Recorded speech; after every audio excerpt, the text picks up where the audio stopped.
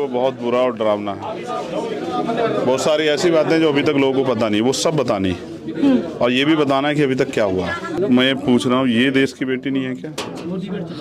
देखो सवाल ये है, सबसे बड़ा सवाल ये है, क्या प्रधानमंत्री जी तो यहीं रहते हैं, दिल्ली के मुख्यमंत्री भी यहीं रहते हैं, गृह मंत्री भी यहीं रहते हैं, पुलिस भी उनकी अंडरटेकिंग है, क्यों नहीं आए वो इस परिवार से मिलने? हम मुआवजे के लिए थोड़े लड़ रहे हैं, वो बेटी वापस कर दो ना। क्या कानून व्यवस्था है उत्तर दिल्ली की यहाँ की?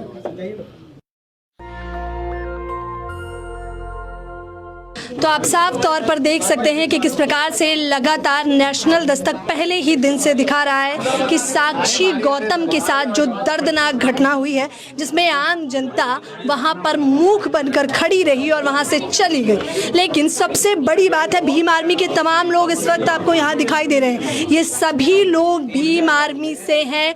और बेटियों की बात हो, महिलाओं की बात हो और भीम आर्मी ना खड़ा हो, ये असंभव जैसी बात है, क्योंकि भीम आर्मी चाहे पहलवानों का प्रदर्शन हो या कुछ भी। और इस वक्त चंद्रशेखर आजाद हमारे साथ मौजूद है। साफ तौर पर आप देख सकते हैं चंद्रशेखर अभी परिवार से मिलकर आए हैं। क्या कहना चाहेंगे सर?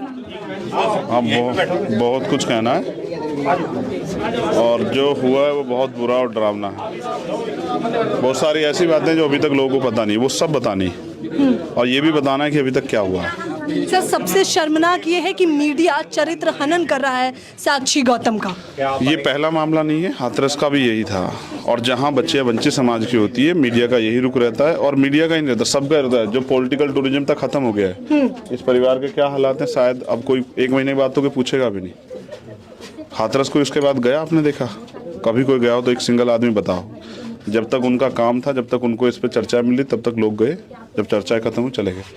मैं और हिमांशु जी गवाह, जब 1 साल बाद उनके घर के पास आ जाओ, 1 साल बाद जब उनके घर गए तो उनके घर के बाहर कूड़े का ढेर लगा हुआ था और 1-1 फुट के गड्ढे गहरे थे। हमने जाके सड़क बनवाई लड़के और हमने वो सफाई करवाई। ये इस बात का स्पष्टीकरण है कि जो हैसियत है आज भी वंचित वर्गों की, वो हैसियत चुकी तो है। कुछ दिनों के लिए बात होती है, उसके बाद न्याय तो बहुत दूर की बात। अभी इसमें तो न्याय बहुत दूर है। सर, हिंदू बेटी बताया जा रहा है, बड़ी बड़ी बातें की जा रही हैं। साक्षी गौतम कोई बता नहीं रहा है साक्षी हिंदू के साथ लव जिहाद हुआ है, ये ब्रेकिंग न्यूज चल रही है। मैं पूछ रहा हूँ, ये देश की बेटी नहीं है क्या?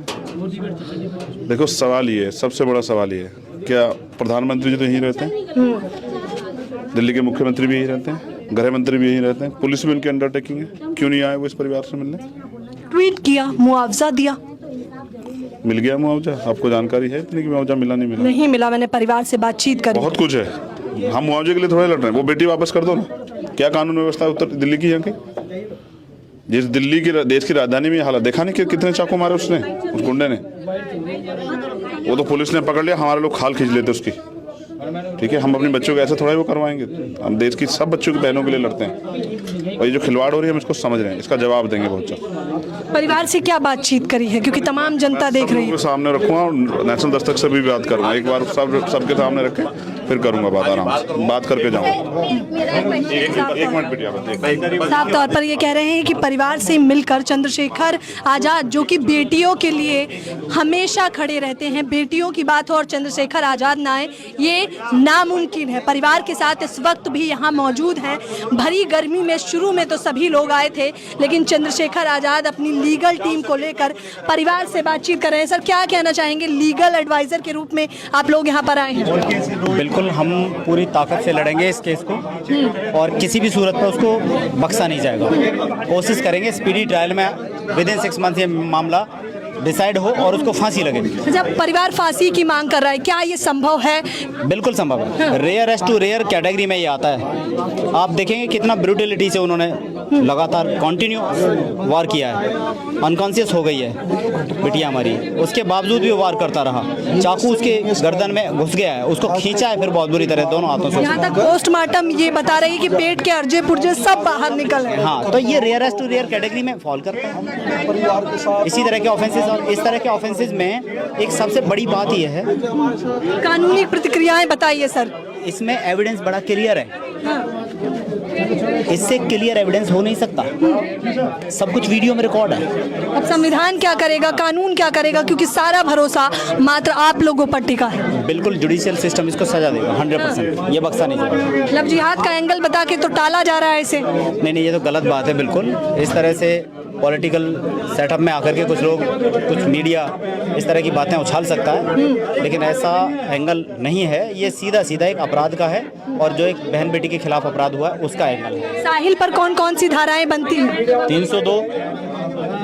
302 बेसिक धारा है, सबसे बड़ी धारा है वो, जिसमें मृत्यु तक का प्रावधान है, उम्र कैद भी है, और उसके साथ 120 भी हो सकता है, क्योंकि चाकू कहाँ से लाया है, एक दोस्त भी उसका बातचीत कर रहा है, वो उसमें क्रिमिनल कॉन्स्पिरेसी हो सकती है।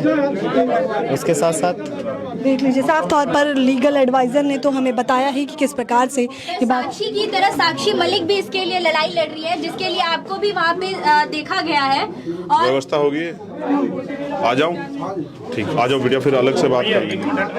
साफ तौर पर देख लीजिए, चंद्रशेखर आजाद जो हैं हमारे साथ मौजूद थे। खास बातचीत हमने इनसे करी है कि ये कह रहे हैं कि एक एक करके जो भी परिवार से बातचीत की गई है, साफ तौर पर मीडिया को भी बताएंगे, और कहीं ना कहीं मेन स्ट्रीम मीडिया कितनी खोखली नजर आ रही है, आप साफ तौर पर देख सकते हैं कितनी खोखली। जमावड़ा आप देखिए, कैमरा पर्सन से रिक्वेस्ट करूंगी कि ये तमाम लोग यहाँ पर आए हुए हैं, भीम आर्मी के ये लोग, ये जत्था, ये भीम आर्मी का जत्था आपको साफ तौर पर दिखाई दिया। चंद्रशेखर आजाद से हमने खुद खास बातचीत करी और उन्होंने कहा कि ये पहला मामला नहीं है। उन्होंने तमाम हाथरस के मामले से लेकर तमाम मामले बताए और कहा कि न्याय आखिरकार दलितों को कब ही मिलता है, ये बड़ा सवाल है। नेशनल दस्तक की आपसे गुजारिश है कि अगर इसको बचाना चाहते हैं तो नेशनल दस्तक को सब्सक्राइब करने के लिए रेड कलर के सब्सक्राइब बटन को दबाएं, फिर बेल आइकन की घंटी दबाएं। नेशनल दस्तक को बचाने के लिए बहुत जरूरी है कि हर खबर को शेयर करें, लाइक करें, कमेंट जरूर करें।